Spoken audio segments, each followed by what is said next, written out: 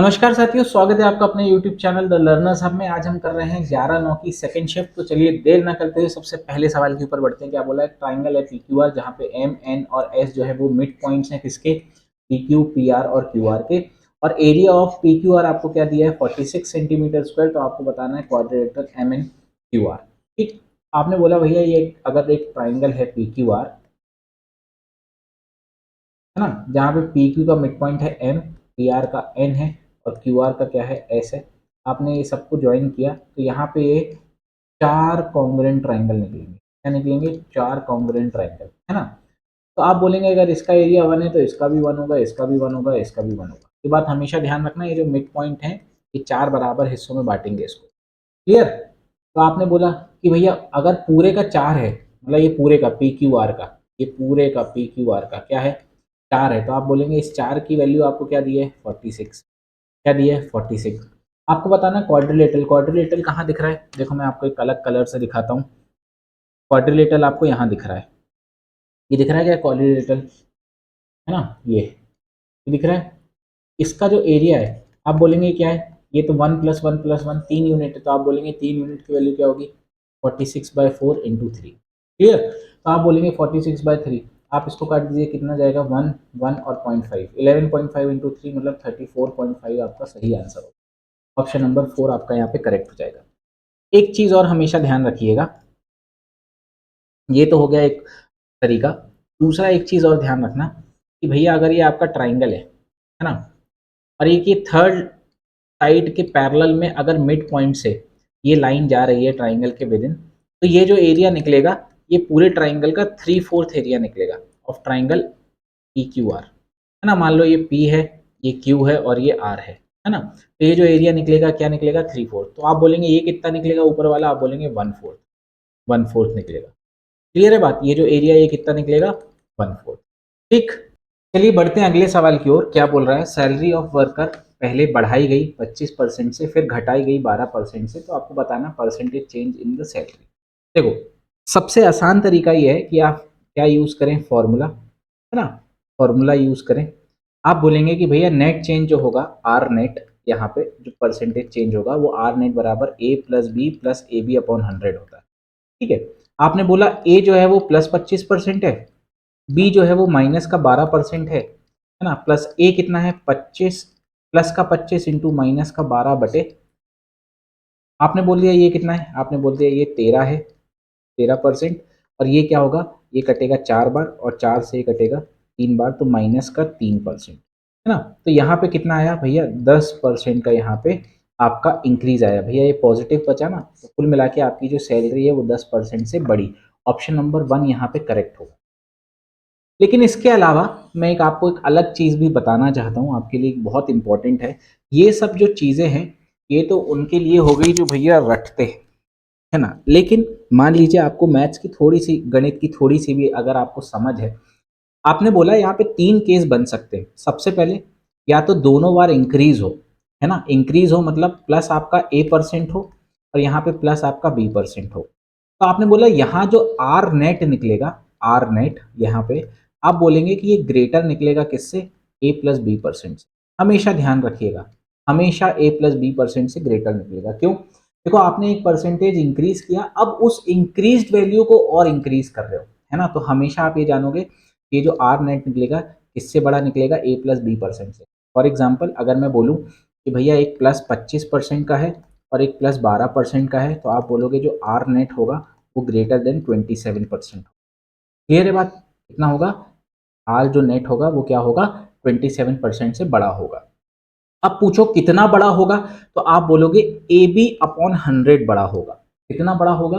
AB/100 बड़ा होगा। AB/100 मतलब 25 इंटू 12/100, यानी कि आप काट दो इसको 4 बार और 4 से काट दो मतलब कि 3 बड़ा होगा, 3% बड़ा होगा, है ना। मतलब नेट इफेक्टिव यहाँ पे क्या निकलेगा? 3, 27 + 3 यानी कि नेट इफेक्टिव आर जो निकलेगा, आर नेट वो निकलेगा 30%, है ना। बड़ा आया ना भैया 27 से।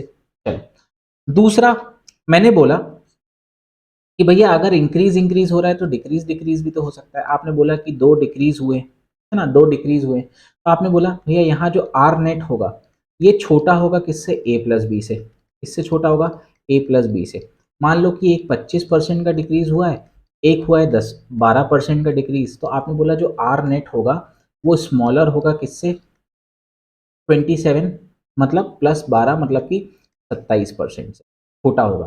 अब आप बोलोगे कितना छोटा होगा, फिर वही बात ए बी अपॉन 100 छोटा होगा। कितना छोटा होगा, ए बी अपॉन 100 यानी कि 3 छोटा होगा मतलब 24 होगा। ठीक है, कितना होगा, 24 ही होगा। कितना होगा, 24 होगा। क्लियर है बात। चलो, लेकिन अभी जो हमने यहाँ पे एक केस देखा कि भैया एक इंक्रीज हो रहा था, एक डिक्रीज हो रहा था। ठीक, एक इंक्रीज हो रहा था, एक डिक्रीज हो रहा था, तो हमने बोला भैया ऐसा केस भी बन सकता है कि जब इंक्रीज हो ए परसेंट से और जब क्या हो, डिक्रीज हो बी परसेंट पे, बशर्ते आपका जो ए है वो ग्रेटर देन बी है, बशर्ते, है ना, ए परसेंट जो है वो आपका ग्रेटर देन बी है। तो आपने बोला यहाँ जो आर नेट होगा ना भैया, आर नेट ये छोटा होगा किससे, ए माइनस बी परसेंट। किससे छोटा होगा, देखो आपने यहाँ पे बोला ना, क्या आपने बी को जस्ट रिप्लेस किया माइनस बी से, रिप्लेस क्या किया आपने, बी को माइनस बी से। क्लियर है बात। ठीक है, तो आपने बोला यहाँ जो आर नेट होगा ये छोटा होगा किससे, ए माइनस बी परसेंट से। फिर वही बात, कितना छोटा होगा, तो आप बोलोगे ए बी अपॉन 100। ठीक, तो आपने बोला भैया ए माइनस बी कितना बन रहा है यहाँ पे, 13% बन रहा है। भाई आपने बोला प्लस 25% और माइनस का 12%, तो आपने बोला आर नेट 13% प्लस 13% से छोटा होगा। कितना होगा, 3 छोटा होगा। तो यहाँ पे आपने बोल लिया 10% छोटा होगा, मतलब नेट इफेक्टिव क्या आएगा, 10% डिक्रीज। अब मेरे को आप कमेंट सेक्शन में ये बताएंगे, सिर्फ ये बताएंगे जो मैं आपको यहाँ पे लिख रहा हूँ, और बहुत इंपॉर्टेंट ऑब्जर्वेशन है इस पर ना, ये सारी चीजों पे। मान लीजिए आपके पास एक ए परसेंट का इंक्रीज हुआ और फिर आपका एक ए परसेंट का ही डिक्रीज हो गया, सेम, ये दोनों सेम परसेंटेज चेंज है। तो नेट आर जो नेट आएगा, है ना, आर जो नेट होगा वो आप मुझे ये बताओ कि यहाँ पे नेट इंक्रीज होगा, नेट इंक्रीज होगा सोचकर, या फिर नेट डिक्रीज होगा। क्योंकि भाई कई बार ऐसे सवाल एसएससी में आते हैं कि भैया 10% का गेन किया, 10% का डिक्रीज किया बढ़ाने के बाद, तो बताओ कितना बढ़ा। तो आप मेरे को कमेंट सेक्शन में ये बताओ कि यहाँ पे नेट इंक्रीज हुआ कि नेट डिक्रीज हुआ, है ना, बहुत अच्छा सवाल है कमेंट सेक्शन में। क्लियर। चलो, काफी मैंने समय ले लिया इस सवाल पे, लेकिन आपको काफी एक डिटेल्ड आपको यहाँ पे चीजें समझाने की कोशिश करी है। अगला बढ़ते हैं क्या, पाइप ए जो है वो यूजुअली 6 घंटों में टैंक को भर देता है, लेकिन एक लीकेज के कारण वो उसे 2 घंटे और एक्स्ट्रा लगते हैं, है ना। तो आप बोलेंगे भैया यहाँ पे काम तो सेम है, work is constant, work is constant, है ना। तो आपने बोला कि भैया सबसे पहले तो मैं टाइम का रेशियो लेता हूँ, है ना, और टी डैश को मैं वो वाला टाइम ले रहा हूँ कि विथ लीकेज है। तो आपने बोला यहाँ 6 घंटे लग रहे थे लेकिन यहाँ 8 लग रहे हैं, मतलब यहाँ पे 3:4 का टाइम लग रहा है। अब वर्क इज कांस्टेंट है, तो आप बोलेंगे जो एफिशिएंसी का रेशियो आएगा वो आप बोलेंगे कि इनवर्स हो जाएगा इसका, तो कितना आ जाएगा, 4:3 आ जाएगा। बिल्कुल, किसी को कोई बात क्या। तो देखो यहाँ जो डिक्रीज हो रही है एफिशिएंसी वो क्यों हो रही है, due to leakage, due to leakage, है ना भैया। लीकेज से ही तो एफिशिएंसी डिक्रीज होगी। अगर मान लो कोई उसमें काम करने वाला जुड़ता तो एफिशिएंसी तो इंक्रीज होती ना। तो आपने बोलिए ये जो -1 हो रहा है मतलब जो एफ लीक करने की जो एफिशिएंसी है वो 1 यूनिट पर आवर है। जो लीकेज की एफिशिएंसी है ना, लीक करने की, पानी को बाहर निकासी करने की जो एफिशिएंसी है वो क्या है, वो क्या है, 1 यूनिट पर आवर। अब आप बोलेंगे टोटल वर्क क्या है, आप बोलेंगे यहाँ देखो 6 घंटा लग रहा है और एफिशिएंसी 4 यूनिट पर आवर है, तो आप बोलेंगे 6 × 4 मतलब 24 यूनिट ऑफ टोटल वर्क है ना, क्या है, टोटल वर्क है। तो आपने बोल दिया 1 घंटे प्रति यूनिट से करना है, मतलब उसे कितना समय लगेगा। आपको बताना है कि अगर टैंक फुल है तो कितनी देर में खाली कर देगा, तो आप बोलेंगे भैया 24 आवर में पूरा खाली कर देगा। यही आपका सही आंसर होगा, ऑप्शन नंबर 4। ठीक, चलो अगला सवाल देखते हैं फिर से, है ना। आपने बोला ये है कॉस, है ना, ये क्या है, सॉरी कॉस ही होगा ये मेरे ख्याल से, है ना।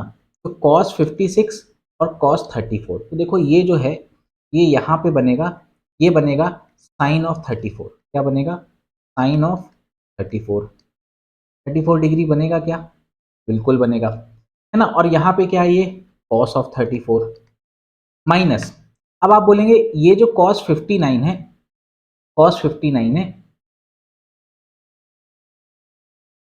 और ये cosec 31। देखो बच्चों, इसमें ना थोड़ा सा मुझे लगता है कि मिस प्रिंटिंग हुई है, आई थिंक, है ना। या चलो एक बार देखते हैं, चलो चलो कोई बात नहीं। हम यहाँ पे बोलेंगे कि भैया कॉस को यहाँ पे आप साइन 59 कर लो, साइन 31 कर लो भाई, इसको 90 माइनस थीटा से, और यहाँ पे क्या है कॉसेक 31। ठीक, तो आपने बोला ये दोनों कट गए तो ये बना 1, लेकिन यहाँ पे बाबू ये कट नहीं पाया, ये कट नहीं पाया। तो बताओ सवाल में गड़बड़ी क्या है? सवाल में गड़बड़ी ये है, सवाल में गड़बड़ी ये है कि भैया ये कॉसेक होगा, ये क्या होगा? कॉसेक। ठीक, क्या होगा? कॉसेक होगा। ठीक, तो आप इसको कॉसेक 56 ही लिखे रहने दीजिए, है ना। इसको आप कर दीजिए साइन ऑफ 56, 90 माइनस थीटा। क्यों? क्योंकि साइन ऑफ 90 माइनस थीटा बराबर क्या होता है? कॉस थीटा, है ना। ये हमने यहाँ पे प्रॉपर्टी यूज करी है, ये वाली। तो आप बोलेंगे ये साइन 34 बन गया, सॉरी साइन ऑफ, क्योंकि कॉस को हमने किया ना तो 56 बन गया। क्यों? क्योंकि हमने बोला कि भैया 34 और 56 मिला के 90 हो रहा है। सेम यहाँ पे आप करो, तो ये कॉस को कन्वर्ट करोगे ये वाले कॉस को, है ना, तो आप बोलोगे कि ये साइन 31 बनेगा, है ना, और ये क्या बनेगा? कॉसेक 31। ये और ये कैंसिल हो गया क्योंकि इन्वर्स होता है, ये और ये कैंसिल हो गया क्योंकि इन्वर्स होता है, तो 1 माइनस 1 क्या होता है? 0। आपका सही आंसर आ जाएगा। चलो अगला बढ़ते हैं, क्या बोल रहा है ये टेबल जो है, ये सेल्स ऑफ 5 कार बता रही है मैन्युफैक्चर्ड फ्रॉम 2016 से 2020। आपको बताना है difference between total number of sales M2 की और total number of sales M4 की किस साल में? 2016 से 2019 में। देखो आपको जो डेटा दिया है वो 2020 तक का दिया है ना, लेकिन आपको बताना क्या है? आपको 2019 तक का बताना है, मतलब आपको कुल मिला के ये पोर्शन, आपको ये पोर्शन ऑफ टेबल कंसिडर करना है, तो वो भी किसका? M2 और M4 का। तो आप डिफरेंस लेके चलो। आपने बोला यहाँ पे डिफरेंस कितने का है? 40 का। यहाँ पे भी डिफरेंस कितने का है? 40 का। यहाँ पे भी डिफरेंस कितना है? 40 का। और यहाँ पे भी डिफरेंस कितना है? 40 का। ठीक, तो 40 40 40 चार बार, 40 40 का ही है ना भाई, 40 और 40 कितना बन गया?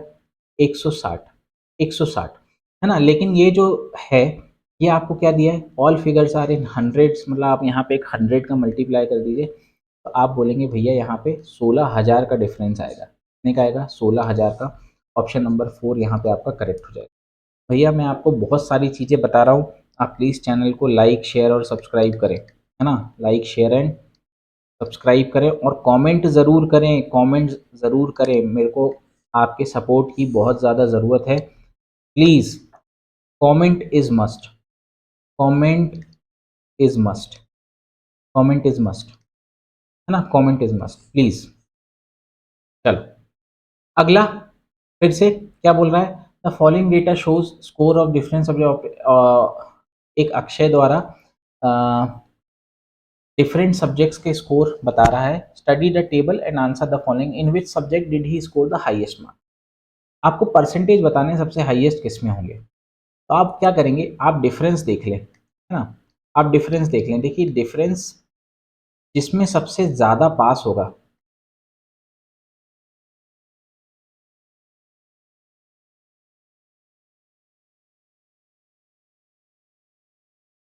या कम होगा, है ना, कम होगा, उसमें परसेंटेज सबसे हाई होगा, परसेंटेज सबसे हाई होगा। आप बोलेंगे यहाँ 27 का डिफरेंस है कि नहीं है? आप बोलेंगे यहाँ पे कितने का है? यहाँ पे आप बोलेंगे 24 का डिफरेंस है। यहाँ कितने का डिफरेंस है? आप बोलेंगे सीधा सीधा 30 का दिख रहा है। यहाँ कितने का डिफरेंस है? आप बोलेंगे सीधा सीधा आपको 35 का दिख रहा है। यहाँ आप बोलेंगे सीधा सीधा 15 का दिख रहा है। आप बोलेंगे सबसे ज़्यादा हाईएस्ट परसेंटेज आईटी में होगा। ऑप्शन नंबर ए आपका यहाँ पे करेक्ट हो जाएगा। अब मैंने डिफरेंस क्यों लिया? इसलिए लिया क्योंकि भैया देखो यहाँ पे बेस के, ये बेस के, ये बेस होता है, बेस के जितना पास न्यूमरेटर होगा, है ना, ये न्यूमरेटर जितना पास होगा, डिफरेंस कम होने का मतलब कि उसके पास है वैल्यू, उसके पास वैल्यू है तो ऑलमोस्ट ये जो रीच करेगा ये 100% रीच करेगा, अगर ऑलमोस्ट पास है तो ये डिफरेंस जितना बढ़ता जाएगा 100% से वैल्यू उतनी डिक्रीज करती जाएगी। मानते हैं कि नहीं? तो आपने ये देख लिया कि भैया बेस से कितनी दूरी पर है। तो आपने बोला ये डिफरेंस देख लिया, तो जो जितना पास है उसका परसेंटेज उतना हाई होगा। क्लियर है बात? चलो आगे बढ़ते हैं। क्या बोल रहा है? वाइट कलर चूज कर लेता हूँ, इसमें ज़्यादा मज़ा आता है लिखने में। How many years will it take 84 to become कितना 11,928, सिंपल इंटरेस्ट है 7% पर एनम। आपको बताना है 8400 से 11,928 बनने में कितना समय लगेगा 7% प्रति एनम की वजह से। आप बोलेंगे सिंपल इंटरेस्ट नथिंग बस आरटी परसेंट ऑफ चेंज। तो आप बोलेंगे एक साल का आप निकाल लो कितना लग रहा है, तो आपने बोला 8400 पे आप 7% निकाल लो कितना आ रहा है, तो आपने बोल दिया 7% का हटाऊंगा तो नीचे 100 आएगा, तो कुल मिला के 84 इंटू 7 करना है, मतलब 560 और 28, तो 560 और 28 मतलब 588 रुपये आपको प्रति वर्ष आपको यहाँ पे एज अ इंटरेस्ट मिल रहा है। तो आप बोलेंगे भैया एक साल में आपको 588 मिला, एक्स साल लगे, तो आपने बोला क्या कितना इंटरेस्ट यहाँ पे मिला आपको। देखो आप बोलोगे कि भैया 11,988 था, 928 था, आपने लगाया कितना था, तो आपको इतना इंटरेस्ट मिला 3528, कितना मिला 3528। अब बाबू एक बात ध्यान रखो, यहाँ यूनिट डिजिट 8 है, यहाँ पे भी यूनिट डिजिट 8 है, तो यहाँ पे या तो x में यूनिट डिजिट 1 हो सकता है या तो 6 होता है, क्योंकि 6 8 48 होता है। 1 कहीं पे भी दिख नहीं रहा है, यही ऑप्शन दिख रहा है, ऑप्शन नंबर 4 यहाँ पे करेक्ट हो जाएगा, आगे सॉल्व करने की ज़रूरत नहीं है। आप मल्टीप्लाई करके भी देख लो, यही आंसर है। ठीक है, एक बार मैं मल्टीप्लाई करके भी बता देता हूँ भाई। 500 इंटू 6 कितना बनेगा 3000, 6 8 यहाँ पे ये 80 480 बनेगा, तो यहाँ बनेगा 48। आप इनको ऐड कर लो, क्या बना 3528 फिर बन गया, तो सही आंसर आ गया। लेकिन आप यहाँ पे रुक कर 2 मिनट यूनिट डिजिट से भी सोच सकते। ठीक, चलो क्या बोल रहा है, find the area of square whose diagonal is. आपने बोला भैया स्क्वायर की दोनों डायगोनल क्या होती हैं, सेम होती हैं, है ना। क्या होती हैं दोनों डायगोनल, क्या होती है सेम होती, तो आप जो एरिया होता है, एरिया का फॉर्मूला क्या होता है हाफ डी स्क्वायर, हाफ क्या होता है डी स्क्वायर। ठीक, ये आपका स्क्वायर का होता है। तो आपने बोला कि भैया हाफ डी कितना है 4.8 इंटू 4.8, मतलब 48 का आप कर लो, 48 का स्क्वायर है ना, 48 का स्क्वायर बटे नीचे आप क्या कर लो 100 कर लो, क्योंकि अब पॉइंट अलग करेंगे। अब देखो 48 का स्क्वायर निकालना बहुत आसान है। आप बोलोगे कैसे, आप बोलोगे भैया 50 से कितना कम है, आप बोलोगे 2 कम है। 50 से कितना कम है 2 कम है, तो आप यहाँ 0 4 कर दो और 25 में से 2 घटा दो, मतलब यहाँ 23 कर दो, यही 48 का स्क्वायर आ गया। नीचे आपने क्या किया बटे 100 कर दिया, इसको काटा तो आपने क्या बोला 2 1 जा 2, 2 1 जा 2, है ना, और यहाँ पे 5, ठीक है, यहाँ पे 5 और यहाँ पे 2, 2 से किया तो कितना बना 11.52, ये 100 से डिवाइड कर दिया, तो ऑप्शन नंबर 4 आपका यहाँ पे करेक्ट हो जाए। चलो अगला सवाल, बिल्कुल आंख बंद करके आपको आंसर टिक कर देना चाहिए ऑप्शन नंबर 1। क्यों, आपसे बोला गया है 2 और 5 दोनों से होना चाहिए, मतलब 10 से होना चाहिए। और सब आप जानेंगे कि अगर 10 से किसी नंबर को मल्टीप्लाई करेंगे उसका जो यूनिट डिजिट है वो 0 बनेगा। यूनिट डिजिट क्या बनेगा 0 बनेगा। एक ही ऑप्शन में था, ऑप्शन नंबर 1 में, और इसमें कहीं पे भी यूनिट डिजिट 0 नहीं था, इसलिए ऑप्शन नंबर 1 आपका करेक्ट हो जाएगा। चलो अगला सवाल क्या बोल रहा है, find the question when the mean proportion of. ठीक, सबसे पहले तो आपको मीन प्रपोर्शन जानना चाहिए, तो आपने बोला कि भैया ये जो मीन प्रपोर्शन है का जो फॉर्मूला होता है, अगर आपका proportion of A comma B है तो वो क्या होता है under root of A into B. क्या होता है भैया under root of A into B. ठीक, थोड़ा सा सवाल मिस टाइपिंग एरर है, 7 1/5 है ना, और दूसरा क्या है 245, ये है, ये दो आपके नंबर है। ठीक, तो आपको करना है इसको सॉल्व करिए। 7 1/5 क्या बनेगा 35 और एक 36/5, यहाँ क्या बनेगा 245। आप इसको 5 से काट दीजिए, कितना बनेगा 49, मतलब ये अंडर रूट ऑफ 36 इंटू 45 बना, 49 बना। 36 से देखो 6 बाहर आएगा, 7 से आपका क्या आएगा 49 से आपका क्या आएगा 7, क्या कुल मिला के इनका जो मीन प्रपोर्शन है वो 42 बना, क्या कितना बना 42। अब आपको बताना है कि आपको बताना है फाइंड द कोशेंट जब इसके मीन प्रपोर्शन को divided by even prime number किया जाए। तो भैया इकलौता इवन प्राइम नंबर है जो कि क्या है 2, आप सबको मालूम होगा दो एक इकलौता ऐसा नंबर है जो कि इवन है, प्राइम है। इसके बाद कोई भी नंबर इवन नहीं है अगर प्राइम है तो, ठीक है। प्राइम होगा तो ऑड होगा, दो के अलावा। तो आपने बोला इसको डिवाइड कर दिया तो क्वेश्चन कितना आएगा, 21। ऑप्शन नंबर 3 आपका यहाँ पे करेक्ट है। ठीक, क्वेश्चन बताना ना भाई, 21 आएगा, 42 को आप बटे 2 करोगे तो। चलो अगला सवाल क्या बोल रहा है, आपने को ये जो टेबल दी है ये बता रहा है circulation growth of magazine ABC from July 2022 to December. आपको बताना है अक्टूबर टू दिसंबर अगर इवन ग्रोथ रेट है तो एवरेज ऑफ विच क्या हो। तो आपने बोला यहाँ से यहाँ का आप देख लो कितना ग्रोथ रेट हुआ, तो आपने बोला 885 में से आप ये घटा दो 200,189। तो आपने जैसे ही घटाया तो यहाँ पे 40711 इतना बना, इसको आप बटे 2 कर दो, है ना, बटे क्या कर दो आप 2 कर दो। ठीक, तो आपने बोला कि ये कितना हो गया, 2 5 8,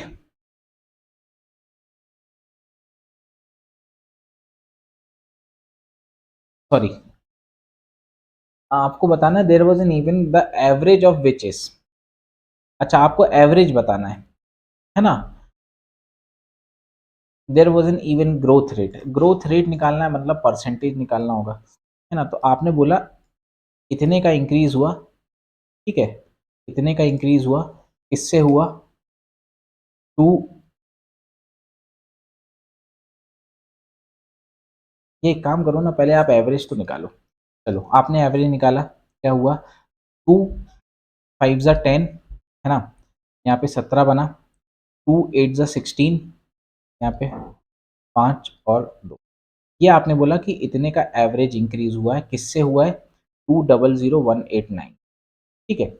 अब आपने बोला कि भैया इसको आप कर लो 58, पूरा पूरा 5800, और इसको कर लो आप टू, अप्रॉक्सीमेट कैलकुलेट कर रहे हैं, है ना, ये इन तीनों को भी आप जीरो मान लो। तो ये 3 0, ये 2 0, ये 2 0 कट गए, फिर आपने क्या किया, यहाँ पे गुणा 100 कर दिया, तो ये 2 0 और ये 2 0 कट गए, है ना, और एक यहाँ पे एक और जीरो अभी बचा है, तो 20 से मतलब पहले आप आधा कर लो 29, और ये उससे कर दो, मतलब 2.9% आपका यहाँ पे करेक्ट होगा, 2.9%। ऑप्शन नंबर 3 आपका यहाँ पे करेक्ट हो गया, ठीक है।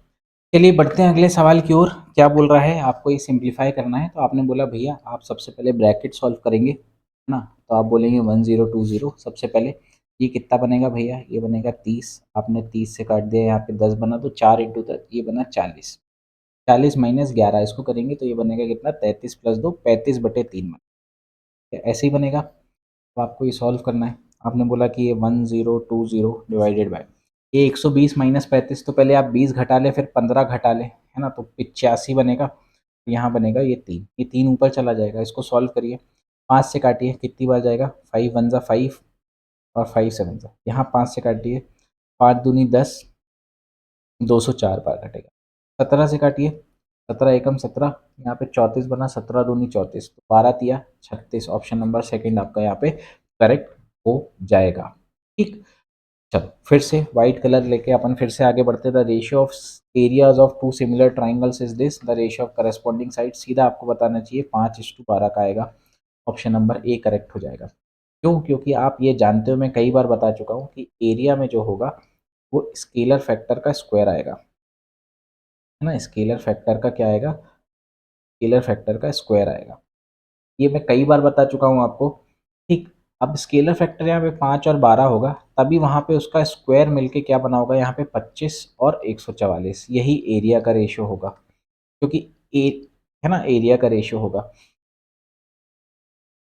क्योंकि आप ये बोलोगे कि भैया सिमिलर ट्राइंगल्स में साइड्स का जो रेशियो होता है, साइड्स का जो रेशियो होता है वो कांस्टेंट होता है ना, साइड्स का रेशियो क्या होता है, कांस्टेंट होता है। साइड्स का रेशियो क्या होगा, 5 और 12 का होगा, तभी जाके यही हमारा स्केलर फैक्टर भी होता है। कई बार मैं बता चुका हूँ, जो साइड्स का रेशियो होता है उसी को हम स्केलर फैक्टर बोलते हैं, तो इसी का स्क्वायर क्या होता है, एरिया होता है। चलो अगला देखते हैं क्या बोल रहा है, 5 कंपनियां PQRST क्या बना रही है, प्लास्टिक बना रही है और वुडन बैट्स बना रही है, प्लास्टिक और वुडन के बल्ले बना रही हैं, बल्ले, है ना। These bats are labelled at brand A और ब्रांड बी, ठीक है, बहुत बढ़िया। The given table shows the number of wooden bats as per percentage of total bats manufactured by company. It also shows the ratio of plastic available brand है, ठीक है।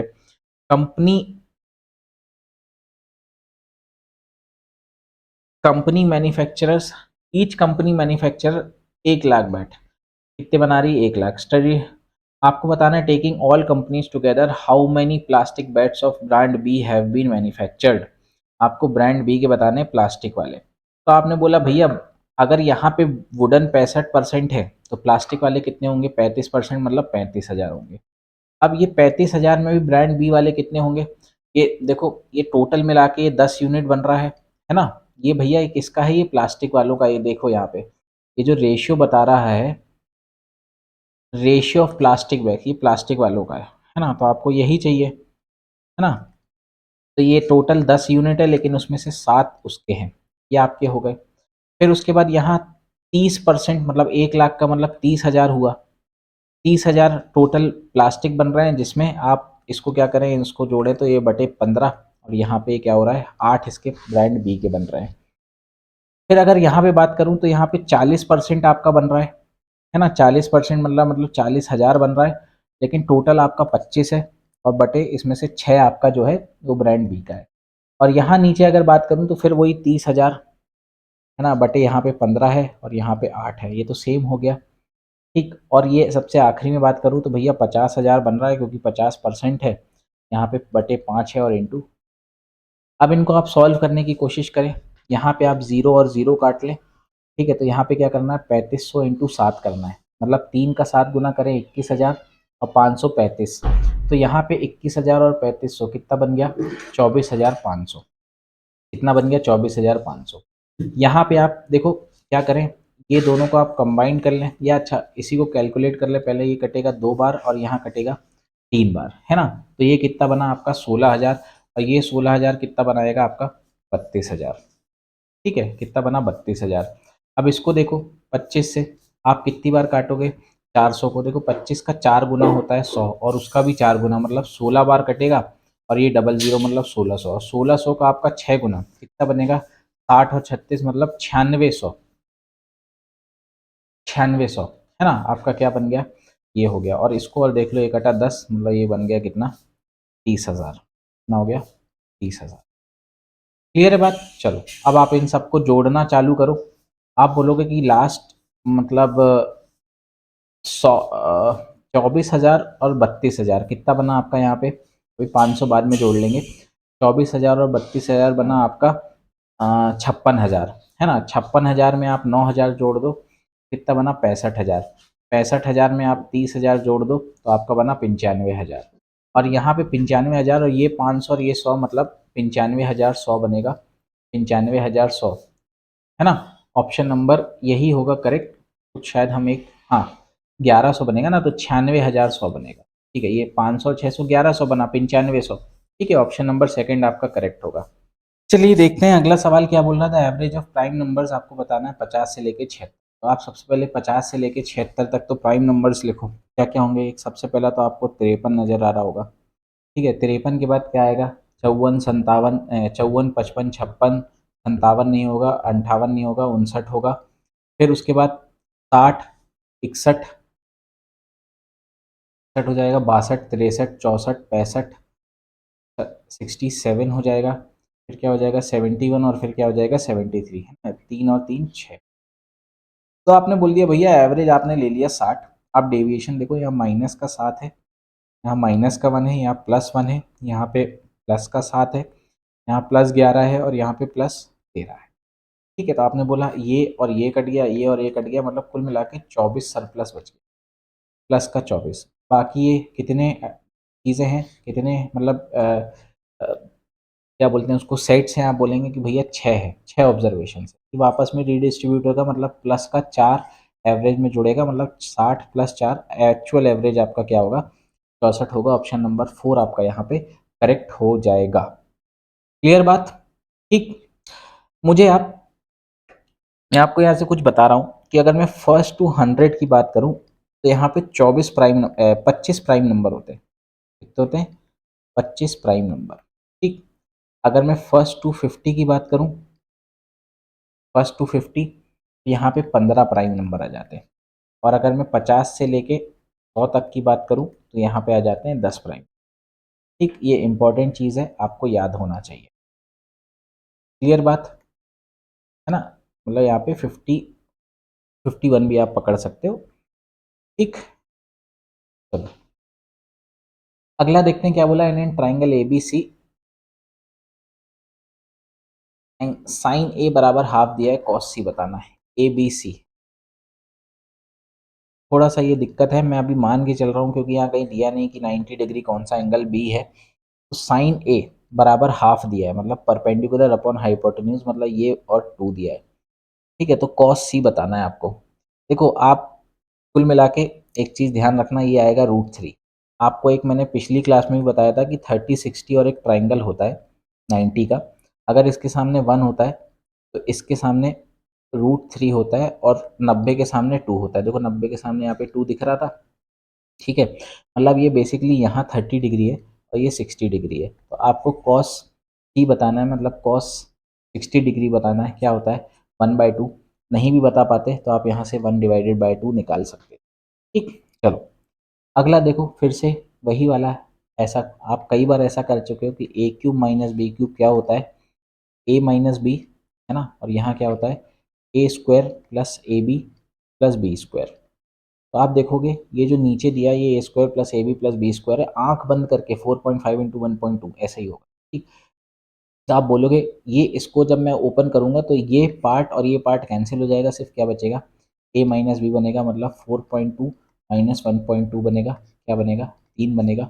Option number second आपका यहाँ पे करेक्ट हो जाएगा। ठीक, चलो क्या बोल रहा है? आपको बताना है, ये आपको दिया है then which of the following is correct. आपको ये आपको सिस्टम दिया है।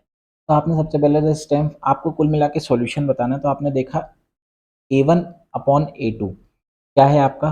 4/3 है। ठीक है, B1 अपॉन B2 निकाल लो, क्या है? 0.16 0.12। फिर से आप इसको 16 अपॉन 12 करोगे तो 4/3। तो ये तो समझ में आ गया कि या तो अब ये पैरेलल हो सकती हैं या ये क्या हो सकती हैं मतलब नो सॉल्यूशन हो सकता है। पैरेलल मतलब नो सॉल्यूशन, और इनफाइनाइट में एनी सॉल्यूशन हो सकता है अगर ये ओवरलैपिंग कोलिनियर पॉइंट्स होंगे। तो एक बार अपन C1 अपॉन C2 भी चेक कर लो। तो C1 अपॉन C2 क्या आ रहा है?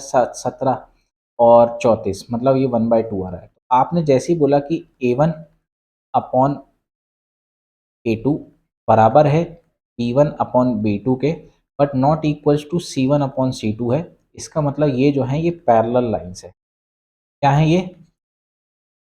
क्या है ये? पैरेलल लाइंस है। और पैरेलल लाइंस कहीं नहीं मिलती, है ना? पैरेलल लाइंस कहीं नहीं मिलती, इनके बीच का डिस्टेंस हमेशा कांस्टेंट होता है। तो आप क्या बोलोगे? इसका मतलब क्या है? ये नो सॉल्यूशन। क्या मतलब है? No solution. नो सॉल्यूशन मतलब ऑप्शन नंबर 3 आपको यहाँ दिख रहा है, ये आपका सही हो जाएगा। चलो अगला बढ़ते हैं। क्या बोल रहा है? S borrowed some amount from R and promise to pay interest 8%। ठीक है, S invested the borrowed amount in a scheme upon which he earn a profit of 5% after paying are.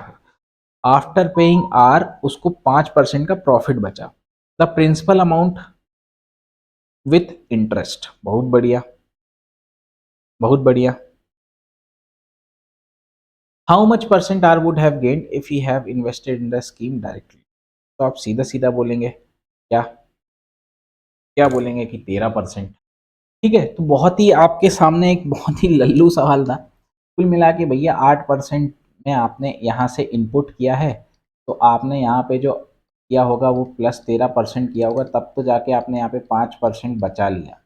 सीधी सी बात है, इसमें कोई वो ही नहीं है कि आपको 8 रुपये अगर देना है तो आपने 13 कमाए तभी आपको 5 बचा। अगले सवाल पे बढ़ते हैं। क्या बोल रहा है सवाल कि भैया 4/3 10 स्क्वायर 60। तो आप एक एक चीज रखते जाओ। 4/3 10 स्क्वायर 30 क्या होता है? 60 क्या होता है ना? सॉरी मैं वापस चला गया था। क्या बोला? 10 स्क्वायर 60। भैया 10 60 होता है √3, उसका √3 का स्क्वायर करोगे तो 3 बनेगा, +3। कॉस स्क्वायर 30 क्या होता है? फिर वही √3 बाय, तो 3 बाय -2।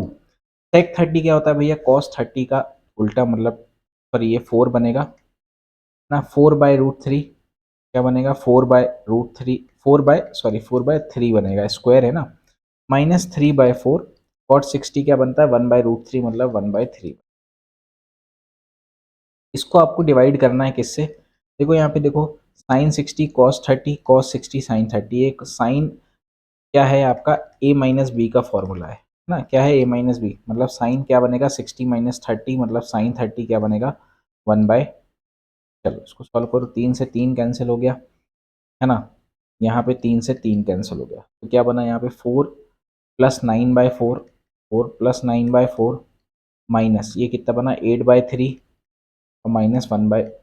अब इसको आपको डिवाइड करना है किससे, हाफ से, ठीक। चलो यहाँ आप एलसीएम ले लो, क्या बनेगा, आपने बोला कि भैया 4 और 3 मतलब 12 बनेगा, तो यहाँ 12 चौको 48 प्लस यहाँ 3 मतलब ये कितना बनेगा 27 माइनस ना, यहाँ 4 गुना मतलब कितना बनेगा 32 है ना, और यहाँ पे 3 गुना मतलब क्या बनेगा 3, ठीक है, और ये हाफ का ऊपर करोगे तो ऊपर 2 आ जाएगा, ये क्या बनेगा नीचे 6। अब आप देखो ये कितना बना 35 है ना, माइनस का 35, इसमें आप करोगे तो ये कितना बनेगा 35 प्लस का 13, 13 जोड़ोगे तो यहाँ बनेगा 40, 40 बटे, अब आप काटो इसको, ठीक है, तो आप क्या करोगे 6 6 36, कितना बना 4, 4/6 मतलब 2/3, 6 2/3 आपका यहाँ पे करेक्ट आंसर होगा नंबर फर्स्ट, ठीक है, ये पावर नहीं है, 6 2/3 आपका करेक्ट आंसर, ठीक है। हाँ, अगले सवाल के ऊपर बढ़ रहे हैं, क्या बोल रहे हैं ना, ट्राइंगल एबीसी, ए बी बराबर ये एंगल ए आपको 80 दिया, एंगल बी बता, ठीक, ये आपका ट्राइंगल है एबीसी, आपका ए बी बराबर बी सी दिया है और एंगल जो ए है वो क्या दिया है 80। आपने बोला भैया साइड अपोजिट मतलब ये एंगल और ये एंगल आपस में बराबर होंगे, तो आपने बोला अगर ये 80 है तो ये दोनों का सम मिला के 100 बनना चाहिए और इक्वली डिस्ट्रीब्यूट कर दो मतलब ये 50 और 50 बनेगी। अब एंगल बी भी क्या बनेगा 50। इसमें हमने क्या प्रॉपर्टी लगाई, इसके सामने वाला और इसके सामने वाला बराबर होगा क्योंकि साइड इक्वल है, angle opposite to equal sides are equal. क्या बोल रहा है, cost price of bat is कितना है 75% of mark price, calculate the gain percent, आपको सीपी और एमपी का रेशियो दिया है ना, अगर ये 100 है तो ये क्या है 75 है, after allowing a discount of 15%, sorry ऐसे मत लिखो आप, तो सीधा सीधा लिखो भैया सीपी एसपी और एमपी का रेशियो लिखो। आपने यहाँ पे बोला है कि भैया यहाँ पे आप 15% का आप डिस्काउंट दे रहे हो, तो आपने क्या दिया है एमपी, देखो यहाँ पे जो परसेंटेज दिया है ना ये सीपी और एमपी का दिया है, सीपी और एमपी का, और यहाँ पे एमपी और एसपी का दिया, तो एक काम करो ऐसे मत लिखो, आप लिखो सीपी एमपी और एसपी, ऐसा लिखो, ठीक है, तो वो आसानी जाएगी आपको यहाँ पे करने में। आपने बोला कि भैया कॉस्ट प्राइस का है 75% है, मतलब अगर ये 4 है तो ये 3 है ना, 75% का मतलब यही हुआ, 15% का डिस्काउंट बाबू, देखो 5% होता है 1/20, मतलब हर 20 में आपने 3 का डिस्काउंट दिया, मतलब आपने ये 17 रखा और ये क्या है आपका, अब आपने क्या किया ये 4 यहाँ कर दिया, ये 20 इधर कर दिया, तो आपने बोला कि भैया अगर 60 इसका कॉस्ट प्राइस था तो मार्क प्राइस था 80 और आपने बेचा कितने में, आपने बोला 40 और 28, 68 में बेचा, तो आपने बोला भैया 60 की चीज़ को 68 में बेचा, 8 का गेन हुआ 60 से हुआ, इंटू आप क्या कर दो 100 कर दो, ये ज़ीरो कट गया, कितना बना ये 2 से काटा तो 4 और ये बना 3, मतलब 13.33% आपका यहाँ पे करेक्ट आंसर। देखो ये 3/3 होता तो एक बनता, 13.33% यहाँ पे आपका करेक्ट हो जाए, 4/3 इज बेसिकली 13.33%, सॉरी 133.33%। भाई एक मिनट, कुछ गड़बड़ी है क्या, 40/3, हाँ 13.33%, बिल्कुल सही है 40/3, ठीक है। तो क्या बोला, अगर ट्राइंगल ये दोनों क्या है सर्वांग संग है ना, तो आपको बताना है इसकी ए बी सी देख correspond to P Q, P Q भैया ये दिया है तो यहाँ पे बी सी साइड आएगी, क्या आएगी B C, option number 4 correct होगा, समझ गए। अगर ए बी का पूछता तो आप बोलते आर पी होता, ठीक है, और अगर ए सी पूछते तो आप बोलते आर क्यू, बहुत सिंपल था। चलिए अगला सवाल, सेकंड लास्ट सवाल इस सेशन का, क्या बोल रहा है, thief is notice by a policeman from a distance 200 metre, starts running and the chases him the thief and policeman at the rate of this और this, ठीक है, आपने बोला कुल मिला के 1 किलोमीटर प्रति घंटे का रिलेटिव स्पीड है ना, distance between them after 9 minutes. 9 minute बाद वो कितनी देर बाद कहाँ पर होंगे, है ना। 9 मिनट बाद उनके बीच का डिस्टेंस क्या है। ठीक, चलो तो ये तो आप ये बोलो कि अगर 1 घंटे में 1 किलोमीटर चल रहा है ना, तो आप बोलोगे 5/18 मीटर पर सेकेंड चल रहा है, 5/8 मीटर पर सेकेंड। तो आपने बोला कि अगर इतनी स्पीड है, आपको 9 मीटर चलाना है, तो 9 इंटू आपने क्या कर दिया भाई, मीटर ये मिनट में था, तो आपने यहाँ पे क्या कर दिया 60 से मल्टीप्लाई कर दिया। 9 से काटा आपने 2 बार और 2 से आपने काट दिया इसको बार। मतलब ये 150 मीटर चल चुके हैं। क्या चल चुके हैं, 150 मीटर। अब टोटल डिस्टेंस कितनी थी, 200। तो अभी भी इनके बीच का डिस्टेंस बाकी है ना भाई, 50 मीटर का। का डिस्टेंस बाकी है 50 मीटर का। आपने बोला ऑप्शन नंबर सेकंड यहाँ पे करेक्ट होगा। बिल्कुल आखिरी सवाल के ऊपर क्या बोल रहा है, देखो ये है इसका असली वर्जन। आपने बोला कि 1.55 का स्क्वायर प्लस 0.55 का स्क्वायर प्लस 1.55 इंटू 0.55। अभी मैं आपको ये बता चुका हूँ कि A cube minus B cube बराबर क्या होता है, ए माइनस बी ब्रैकेट में A square plus B square plus A B, है ना। तो अगर ये आपका ए और बी है तो इसकी वैल्यू क्या बनेगी, A cube minus B cube upon A minus B बनेगी। इसकी वैल्यू, इतने पूरे एक्सप्रेशन की वैल्यू, है ना, ये बराबर A square plus B square minus A B. अब ज़रा देखो यहाँ पे, आपने बोला कि इसको सॉल्व करो, है ना। अगर जैसे इसको हम माइनस करेंगे, ए क्यूब माइनस बी क्यूब क्या बना, 1.55 का क्यूब माइनस 0.55 का क्यूब।